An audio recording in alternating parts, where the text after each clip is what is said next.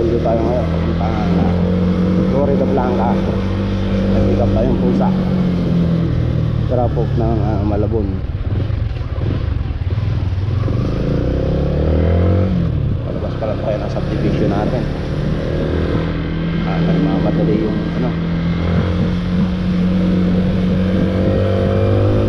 nagmamadali yung client dahil isasabay papuntang Mindanao na biyahe.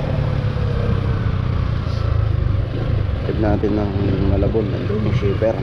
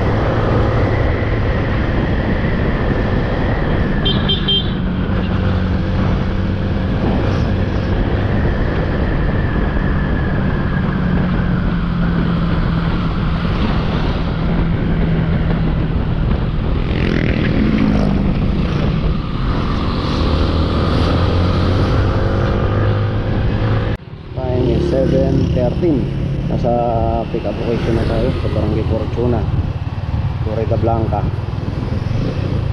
Kaya lang hindi pala visible sa ano, hindi visible sa Google Map yung mismong pick up location. Kaya tawagan muna natin sa customer nito. Teka lang ba?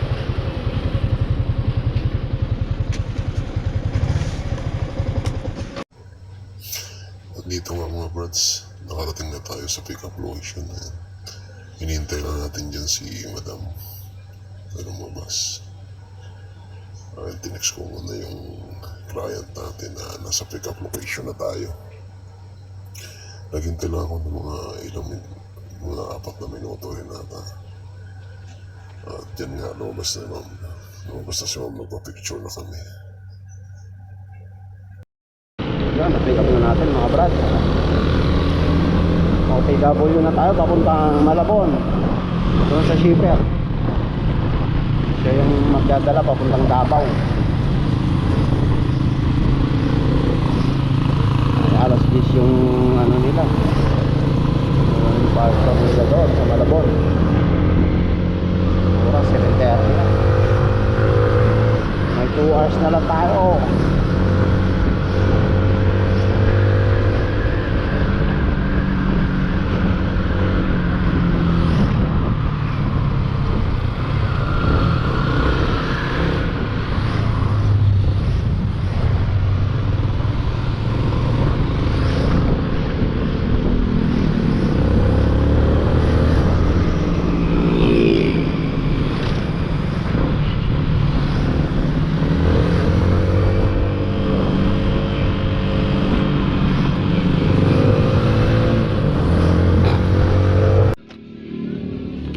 Tapos 250 unleaded.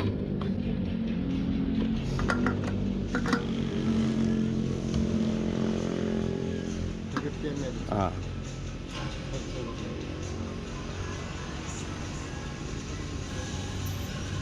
Dito nga mga brats, nagpagas na ako ng 250 sa sa may San Fernando, Pampanga. Para diretso yung biyahe natin papuntang Malabon. Wala na hinto-hinto kasi aras yung natin, yung delivery natin. Nagpagas muna tayo dito sa Shela San Fernando.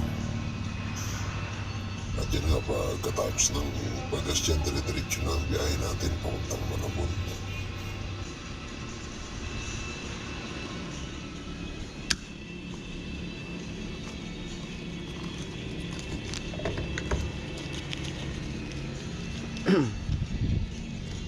Bishop 300 po.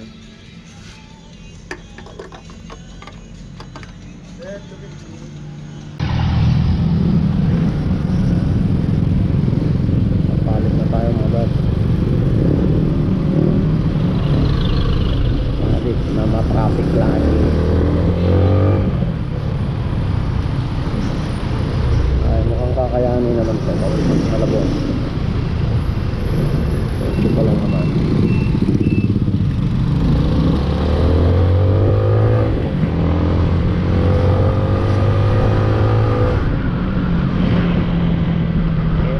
Yung oras natin, nakapagod pa lang tayo.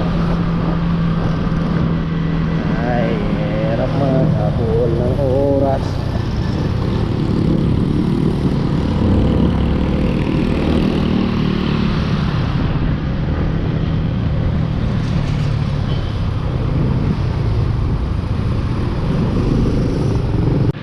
Parada pa nga, di sa may kalumpit. Ay, kailan ka nagmamadali?